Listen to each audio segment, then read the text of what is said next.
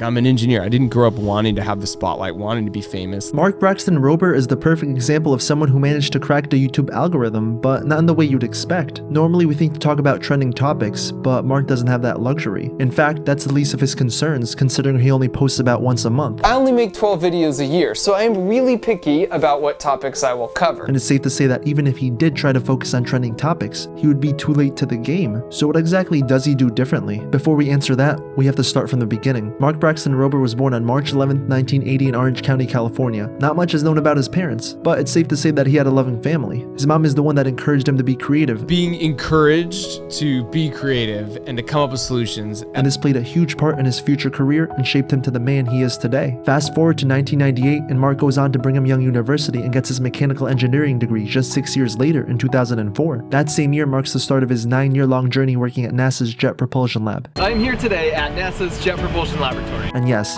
this is literally rocket science. At this point, we start to get an idea that Mark is intellectually gifted and is willing to work as hard as it takes to achieve his lifelong dream of working at NASA. Mission accomplished.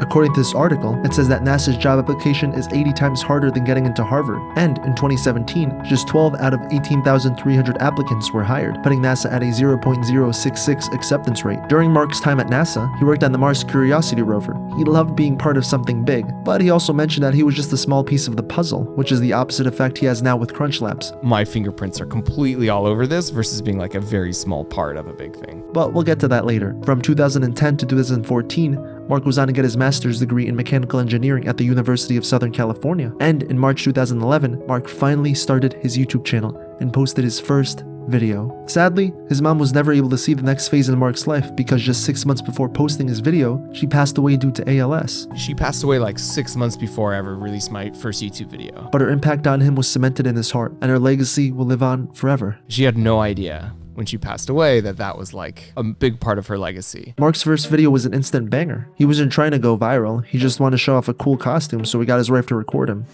So basically white shirt, cut a hole in the front, cut a hole in the back. YouTuber Mark Rober. Mark Rober, a NASA engineer. His name is Mark Rober. And in just 3 days, he managed to get over 1.7 million views. Even though the video was nothing fancy, you could tell that Mark was onto something. His ingenuity resonated with the viewers, but even so, he only got 144 subscribers. Realistically, what can you expect? This was his first video, so the viewer might just assume he's a one-hit wonder and didn't want to get too invested in him. He went on to prove them wrong, and his next video marked the start of the first thing Mark did right.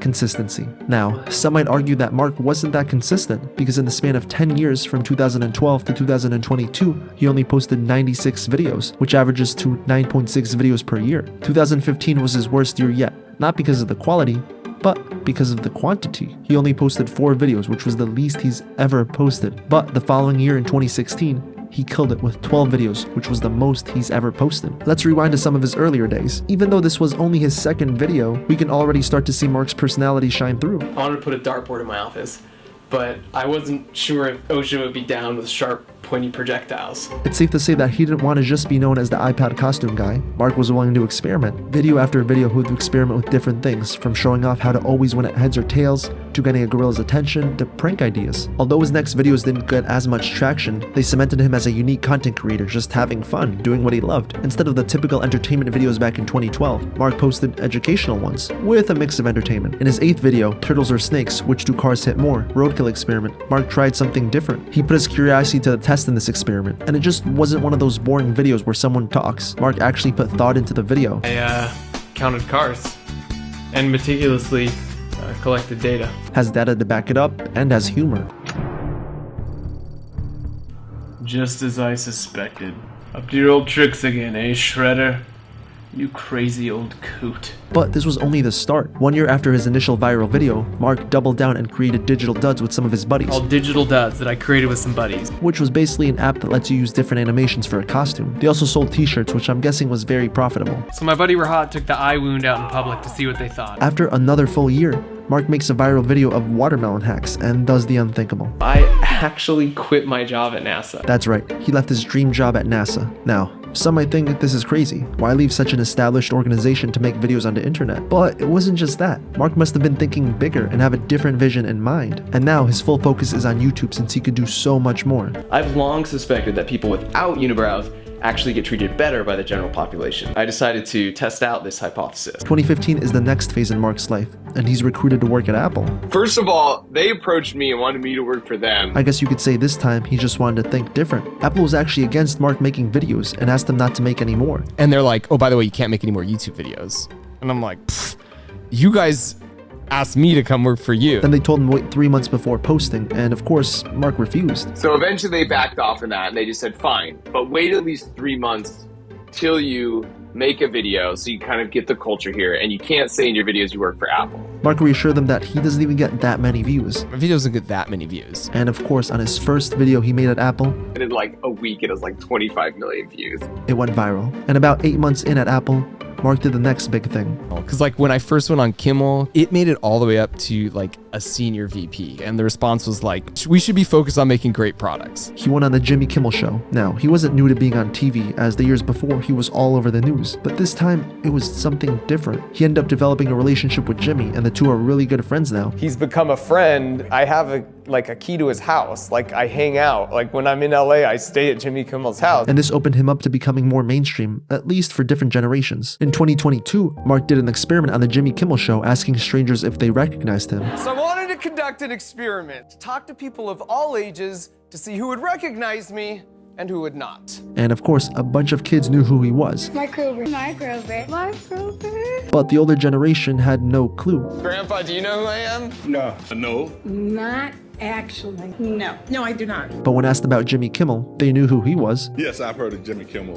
Going on the show was perfect for bringing him a new audience and allowing brands and sponsors to take him more seriously. And normally when creators find something that's working, they want to go all in, even to go as far as putting all their eggs in one basket. But Mark was different, and not only did he not do that, but he was actually super cautious. For 2.5 years, Mark was actually making more money on YouTube than at Apple. Probably for at least 2.5 years, I was making more money on YouTube than I was at Apple. And in 2019, he finally said goodbye to Apple. And this time, Mark already had around 10 million subscribers. This probably gives you an idea of how risk-averse Mark really is. But even so, that still didn't stop Mark from achieving the unthinkable. When MrBeast hit 20 million subscribers on June 8, 2019, MrBeast hit 20 million subs. he partnered up with Mark Rober to plant 20 million trees. You should team up with me and a bunch of other YouTubers to make it happen. Today, we will be planting 20 million trees. By the end of the year, for every $1 donated, the Arbor Day Foundation will plant 1 tree. For every $1 we give them, they would plant 1 tree. They released their videos on October 25th, 2019, and in less than 2 months,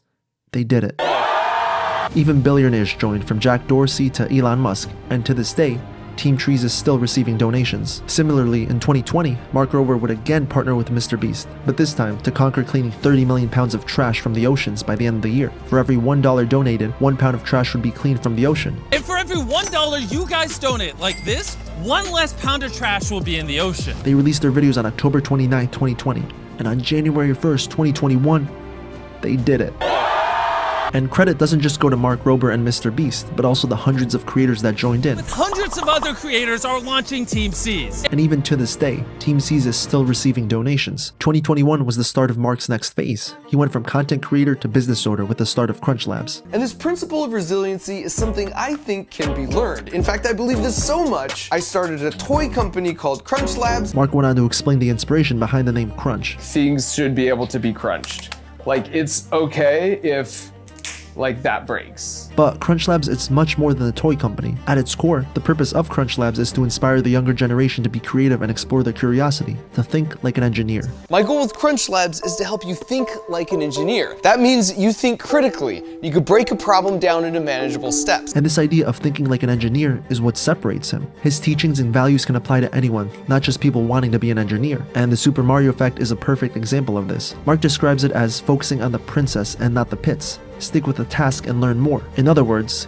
gamify your challenges. The reason you play video games is for fun, and no matter how long it takes you to defeat Bowser, you don't care as long as you defeat Bowser. Suddenly, your failures aren't failures, but a chance to learn and get further into the game. He even put this to the test with his viewers. He said that anyone can learn coding and gave them a simple game to play and learn. I asked my YouTube followers to play it because I said I wanted to prove that anyone from any background could learn to code. But that wasn't the main focus. But the truth was that I didn't actually care about proving that anyone could learn to code. When he penalized people with a reduction of points, success rate was only at 52%, but when there was no penalty, success rate went to 68%. And there's a deeper meaning to this. When people saw failure as negative and were penalized, they tried on average 5 times. But when people weren't penalized, they tried on average 12 times, which led to a much higher success rate. This exact mentality is what allowed him to have so much success in whatever he does, from getting into NASA to making a 100% accurate dartboard, which took him over 3 years to develop. These builds usually take me about 2 to 3 months, but there was one that took me 3 years. He does this with all his projects, and even when things don't go as planned, Mark uses it as a learning lesson. And in my opinion, this shows his true colors, and he practices what he preaches. But that's the thing with failures. They can sting like crazy, but it's really just a process to learn one more way not to do a thing. Showing failures makes him seem just like you and I. We may not be making the world's biggest Nerf gun or dropping an egg from space using literal rocket science, but we can relate to failure and overcoming it. Whether you like him or not, I think we can all agree that Mark Rober is a positive impact in our world.